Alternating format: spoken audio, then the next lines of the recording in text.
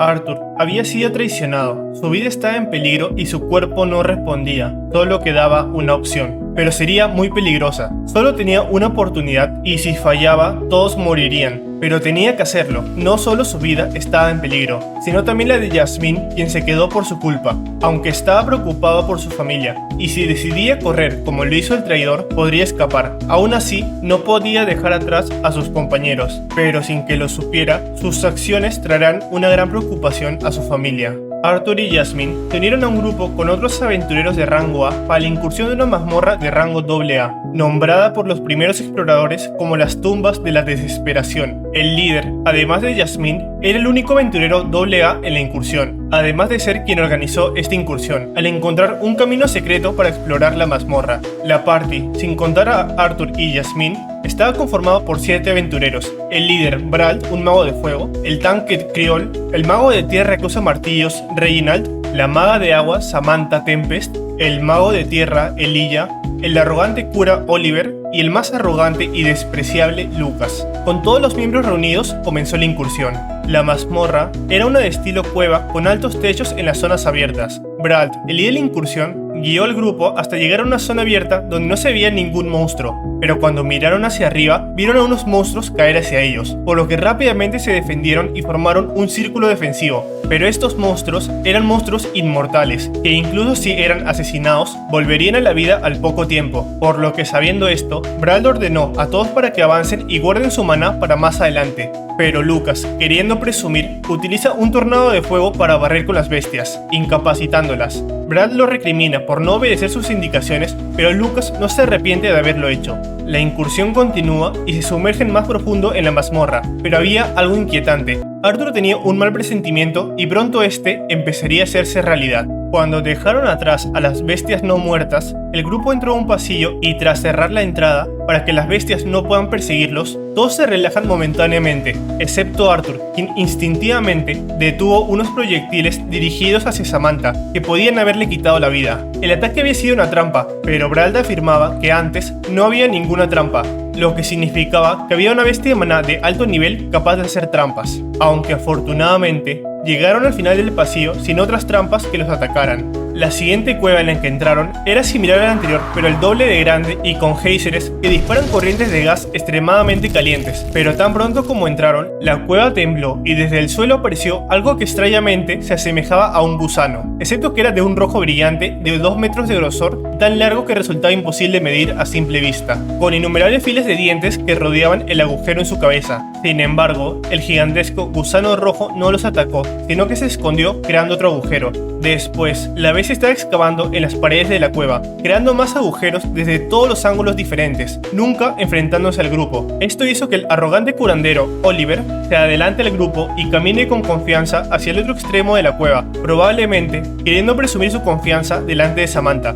Brald le gritó que volviera, pero de repente, toda la cueva tembló y se oyó un sonido estridente. Arthur apresuradamente le gritó a Lucas para que creara una barrera de fuego, mientras que de los agujeros del gusano, los que habían al principio y los del suelo, techo y paredes hechos por el gusano gigante, temblaron todos a la vez y liberaron una poderosa ráfaga de gas. El gusano gigante estaba haciendo los agujeros para matarlos y se lo habían permitido. Arthur se las arregló para tirar de Brald, que estaba a un paso de él, antes de que tuviera la oportunidad de correr tras Oliver. El escudo fue levantado a tiempo para protegerlos del gas, pero Oliver desapareció de su vista. La erupción de gas duró un par de minutos hasta que menguó. Lucas liberó la debilitada barrera y todos se quedaron quietos en silencio, observando la escena frente a ellos. Lo único que quedaba de Oliver eran sus huesos y la gema que había llevado en la punta de su bastón. Todos estaban frustrados por el giro de los acontecimientos, y a su alrededor, el gusano gigante, que estaba haciendo más agujeros, de pronto se detuvo frente a ellos y sin avisar, atacó con su cabeza y se estrelló contra el suelo en el que antes habían estado. Kriol, que estaba atrás, se adelantó al lado de Samantha y creó una barrera de agua que amortiguó el golpe, mientras Elijah levantaba un escudo plano de tierra para detener el debilitado ataque del gusano antes de que se detuviera, al mismo tiempo que lanzaba unas lanzas de tierra, pero estas no le hicieron daño. Luego, Brald, Reginald y Jasmine reforzaron sus cuerpos con fuego, tierra y viento respectivamente, y atacaron al gusano con sus armas, pero no lograron dañarlo de gravedad. Entonces, Arthur se apresuró y al ver que las llamas de Brawl no le hicieron daño, decidió usar un hechizo de fuego aún más fuerte, cubriendo su espada con llamas azules, cortando el lado izquierdo del gusano, mientras Jasmine, con un ataque de viento más fuerte, desde el lado derecho del gusano atraviesa su cabeza haciendo que este huya, pero de repente oyen otro estruendo, dándose cuenta que el gusano no estaba tratando de matarlos, sino de retrasarlos hasta que ocurriera otra erupción. Y para hacer las cosas peores, Lucas, el encargado de la barrera, se descuidó y se le cayó la varita, por lo que cada uno tenía que protegerse lo mejor que podía. Creol agarró a Elijah y formó una barrera de agua. Reginald se rodeó de paredes de tierra, mientras Brawl se apresuró hacia Samantha y la protegió con su escudo, a la vez que Jasmine formaba una barrera de viento para ella y Arthur. Pero al ver a Lucas aún tratando de recoger su varita, en contra de su buen juicio, aunque esto es en retrospectiva, salvó a Lucas cubriendo a los dos con una barrera de fuego. Después de la erupción, todos seguían con vida, pero Brawl, que había protegido a Samantha con su escudo, perdió el brazo derecho. Tras escapar del desastre, avanzaron hasta un lugar seguro para descansar, donde ayudaron a cicatrizar con llamas el brazo derecho de Brawl. En este tiempo, Brawl cedió el liderazgo de la incursión a Arthur, y a pesar de sus heridas, decidió seguir con la incursión hasta el final, aunque no era el final que esperaba el que encontraría al final de esta. Así, después de una hora de descanso, continuaron con la incursión hasta la parte final de esta, donde sin que lo sepan, solo les esperaba desesperación.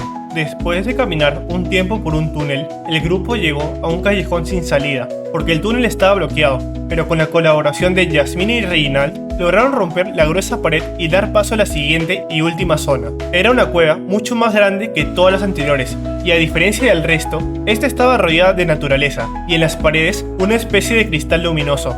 Pero Arthur no podía ver ningún pilar que sostuviera la cueva. Al mismo tiempo, una misteriosa niebla empezaba a rodearlos, haciéndole sentir intranquilo, decidiendo que deberían salir de esta zona cuanto antes. Pero antes de que puedan avanzar más que unos pasos, Jasmine puede ver delante de ella y de Arthur la sombra de su padre que la está llamando. Pero antes de que Jasmine pueda hacer algo, escucha un objeto pesado caer detrás de ella, por lo que se voltea y ve a Creol, que había arrojado su escudo y estaba gritando el nombre de su fallecida esposa como si pudiera verla, para después lanzarse hacia la niebla. Arthur trata de ir para detenerlo, pero Jasmine lo sujeta y le advierte que la niebla debe estar creando ilusiones. Arthur está de acuerdo, pensando que por eso se sentía intranquilo, y le ordena a Samantha que cree una barrera, quien tras cantar el hechizo, crea una barrera de agua. Luego, Jasmine usa un hechizo para despejar la niebla por donde se fue Creol, pero cuando se despeja la niebla y por fin pueden ver qué hay más allá de esta, descubren que están rodeados de gruesas raíces y no se habían dado cuenta hasta ese momento. Lucas intenta quemar las raíces, pero su hechizo no le hace nada, por lo que Arthur le ordena a Reginald que proteja a los conjuradores mientras preparan un hechizo más fuerte. Al mismo tiempo que Jasmine, Brawl y Arthur les ganan tiempo, cada uno fue cortando las vides una tras otra, pero estas se regeneraban más rápido de las que podían cortar. Jasmine y Arthur no tenían problemas para ganar tiempo con estas, pero Brawl se había vuelto imprudente desde que perdió su brazo y no dejaba de arriesgarse de más para enfrentar a las plantas. Poco después, Lucas tuvo su hechizo listo y lanzó una corriente de fuego menos poderosa que su anterior ataque, pero más inflamable. Al mismo tiempo que Elijah, tras esquivar una planta que pasó la defensa de Reginald, activó su hechizo de tierra y hundió el suelo de donde venían las plantas, dándoles suficiente tiempo para buscar a Creol, aunque Samantha, aprovechando que las plantas están inmovilizadas, activó un hechizo de agua que normalmente se usa para recoger agua de los alrededores, para drenar el agua en sus interiores y dejar las plantas marchitas, quedando Samantha muy agotada por este hechizo. Pero antes que les dure la alegría de la victoria, la niebla que habían dispersado regresa y se abalanza contra las plantas, haciendo que vuelvan a la vida. Dándose cuenta de esto, Arthur se voltea a sus compañeros y empieza a dar los arreglos para lidiar con la situación. Pero cuando ve sus rostros aterrados y en shock mirando hacia arriba, Arthur, con aprensión, sigue sus miradas y con el mismo terror que sus compañeros, lo ve, un monstruo gigantesco, hecho de plantas, con su brazo derecho en forma de lanza, una parte de su cabeza que se asemeja a una corona y lo que parece ser unos brillantes ojos rojos. Se encontraban delante de una bestia de maná de clase S, el guardián anciano del bosque, o el guardián del bosque sagrado. Una bestia que estaba más allá de lo que podían enfrentar. La magnitud y presión de la bestia hizo al grupo desesperar. Samantha no pudo evitar caer al suelo, Brawl se volvió loco, e incluso Arthur no pudo evitar soltar su espada. Por su parte, Reinald miraba con shock a la bestia gigante, pero esta incredulidad pronto se volvió rabia, cuando vio en el centro de esta el cuerpo de su amigo Griol, aún alucinando bajo los efectos de la niebla.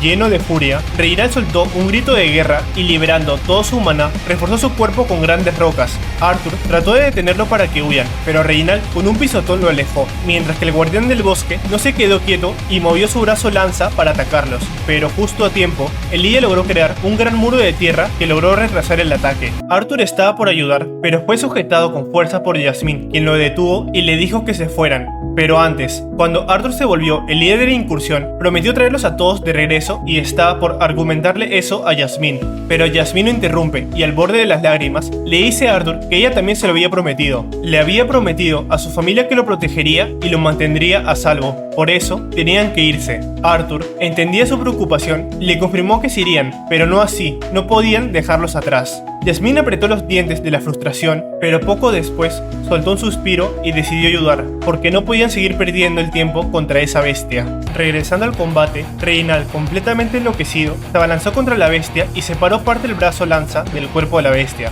Pero para la regeneración del guardián del bosque, ese tipo de ataque no significaba nada, y tras un corto intercambio atrapó a Reinald con sus vides, látigos, de ahora en adelante, al mismo tiempo que otras salían de su cuerpo y se abalanzaron contra el resto, esquivando algunos a duras penas, teniendo a Arthur que llevar a Samantha, quien apenas podía moverse, pidiéndole a Lucas que queme los látigos que aprisionaban a Reinald. Pero antes de que Arthur termine su frase, Lucas, a 2 pies de distancia, apuntó con su varita el pecho de Arthur y disparó.